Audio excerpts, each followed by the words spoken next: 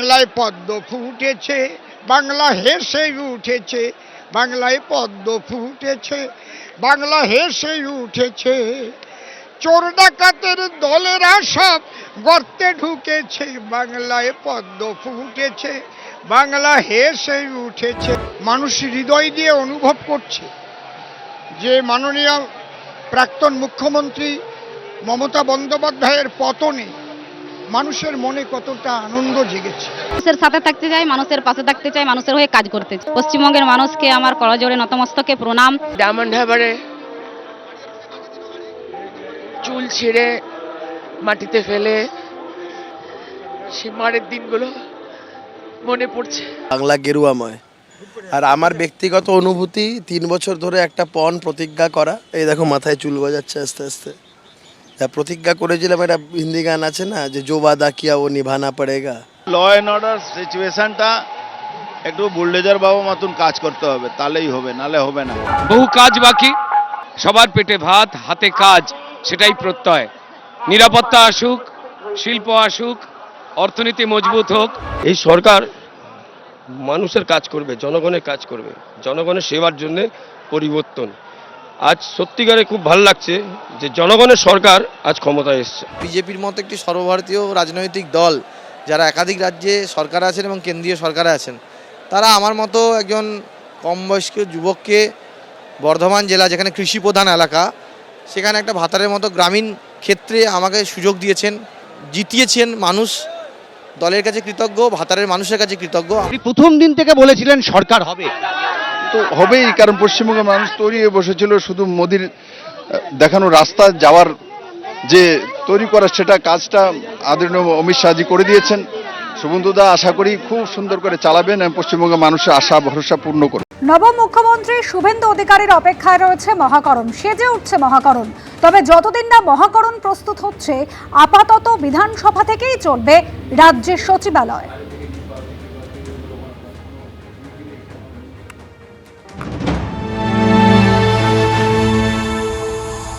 মুখ্যমন্ত্রী পদে শপথ দিয়েছেন শুভেন্দু অধিকারী।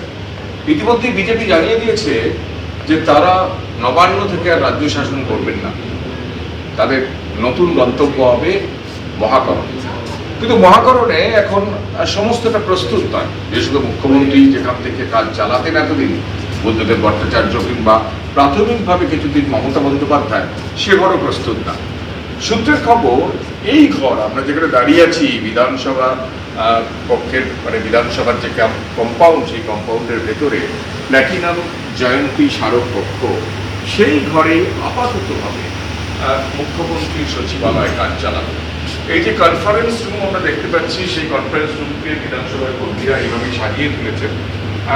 নতুন করে সাজিয়ে তোলা হয়েছে এই কনফারেন্স রুমকে। প্রচুর চেয়ার আছে, যেটা জানা যাচ্ছে 80টি চেয়ার রয়েছে এবং সেই 80টি চেয়ারে বসার মতো জায়গা রয়েছে এবং পাশাপাশি বৈঠক করার মতো পরিসর আছে। সব মিলিয়ে বিধানসভা ভবনের অন্দরে এই যে প্ল্যাটিনাম জয়ন্তী স্মারক কক্ষের যে 4 তলায় এই যে বিল্ডিং, যেটার অংশ তৈরি হয়েছিল মিউজিয়াম বা লাইব্রেরির জন্য, সেই বাড়ির কনফারেন্স হলে কিন্তু এইভাবেই রাজ্য সরকার তার প্রাথমিকভাবে বিশেষত মুখ্যমন্ত্রীর সচিবালয়ের কাজ শুরু করবে, এমনটাই সূত্র মারফত জানা যাচ্ছে। আমরা জানি শুভেন্দু অধিকারী তিনি দায়িত্ব নিয়েই তার যে মুখ্যমন্ত্রীর যে ঘর বিধানসভার ভিতরে, সেই ঘরের তার দায়িত্ব নেওয়ার পরই সেটা প্রস্তুত করা হয়েছে এবং নাম বদল করা হয়েছে। মমতা বন্দ্যোপাধ্যায়ের জায়গায় নামকরণ করেছে শুভেন্দু অধিকারীর। কিন্তু মুখ্যমন্ত্রী হিসেবে প্রশাসনিকভাবে কাজ শুরু করার আগে কোন জায়গা থেকে কাজ শুরু করবেন, সেটা নিয়ে একটা দ্বন্দ্ব তৈরি হয়েছিল, কারণ এখনো পর্যন্ত মহাকরণ প্রস্তুত নয়। ঠিক সেই জায়গাতে এই প্রস্তুতির ছবি দেখতে পাচ্ছি। বিধানসভার কর্মীরা রয়েছেন এবং সেই বিধানসভার কর্মীরা এইভাবেই এই কক্ষটাকে সাজিয়ে তুলছেন। শীততাপা নিয়ন্ত্রিত এই কক্ষে প্রচুর বসার জায়গা আছে এবং যেটা মনে করা হচ্ছে যে প্রথম ক্যাবিনেটের যে বৈঠক হবে, সেই বৈঠক কিন্তু এই জায়গা থেকেই হবে। অর্থাৎ এখানে যে মূল স্টেজটা বা মঞ্চটা আছে, মঞ্চভূত, সেখানে কয়েকটা টেবিল চেয়ার সাজানো আছে এখানে এবং প্রচুর টেবিল চেয়ার অন্যান্য জায়গাতেও আছে। প্রথম যে প্রশাসনিক বৈঠক বা প্রথম মন্ত্রিসভার বৈঠক এই জায়গা থেকে হবে, এমনটাই মনে করা হচ্ছে। তারপর মহাকরণ প্রস্তুত হলে সেই জায়গায় স্থানান্তরিত হবে। সব মিলিয়ে বিধানসভার অঙ্গ সজ্জার ছবিটা যেমন বদলাচ্ছে প্রতিনিয়ত, মমতা বন্দ্যোপাধ্যায়ের নাম ফলক তুলে দিয়ে শুভেন্দু অধিকারীর নাম ফলক বসেছে, শুভেন্দু অধিকারীর বিরোধী দলনেতার ঘরের নাম ফলক সরিয়ে দেওয়া হয়েছে, তেমনি এই যে প্রথম যে প্রশাসনিক কাজকর্ম চালানোর যে ঘর, সেই ঘরটাকে এইভাবেই প্রস্তুত করে বলা হয়েছে। ক্যামেরায় বিশ্বজিৎ সাহায্যকে কৃষ্ণেন্দু অধিকারী, এবিপি আনন্দ। বেঙ্গালুরুতে গিয়েও প্রধানমন্ত্রীর গলায় পশ্চিমবঙ্গ জয়ের কথা। 10 বছর আগে বাংলায় বিজেপির কেবলমাত্র 3 জন বিধায়ক ছিলেন, আর এবার সেখানে 200-রও বেশি বিধায়ক নিয়ে সরকার গড়েছে বিজেপি, বললেন প্রধানমন্ত্রী। सिर्फ 10 साल पहले यानी पिछले एक चुनाव के पहले बंगाल में हमारे सिर्फ 3 एमएलए थे। यानी एक चुनाव के पहले 10 साल पहले जो चुनाव हुआ था, सिर्फ 3 एमएलए। आज वहां 200 से भी अधिक विधायकों के साथ भारतीय जनता पार्टी की सरकार है।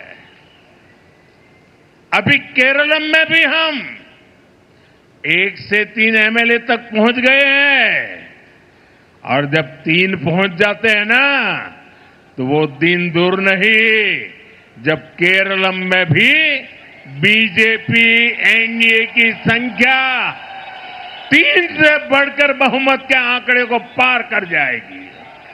মুখ্যমন্ত্রী হিসেবে গতকাল শপথ নিয়েছেন শুভেন্দু অধিকারী। তারপর দিনভর কর্মব্যস্ততা। কাল রাতেই কাঁথি শান্তিকুঞ্জের বাড়িতে ফেরেন মুখ্যমন্ত্রী, আর সকাল থেকেই শান্তিকুঞ্জের বাড়ির সামনে শুভেন্দু অধিকারীকে অভ্যর্থনা জানানো তোড়জোড়। কর্মী সমর্থক থেকে শুরু করে স্থানীয়রা ভিড় জমিয়েছেন শান্তিকুঞ্জের বাইরে।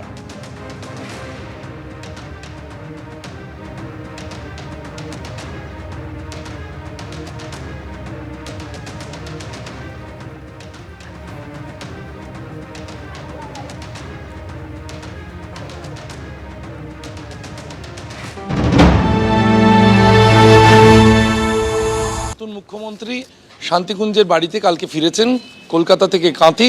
এই মুহূর্তে যে ছবি আমি দেখছো শান্তিকুঞ্জের বাড়ির ছবি, এবং সেখানে বাইরে কিন্তু অনুগামীদের ভিড় চোখে পড়ার মতো।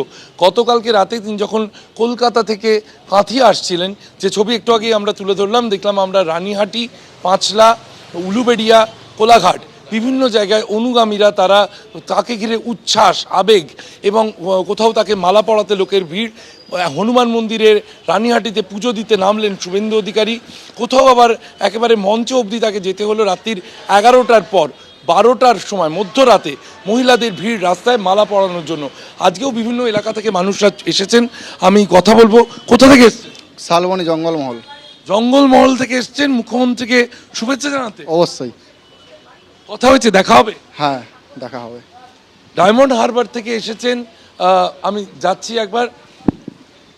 আজ ডায়মন্ড হারবার থেকে আপনি এখানে এসেছেন শুধুই দেখা করার জন্য, না নতুন কোনো?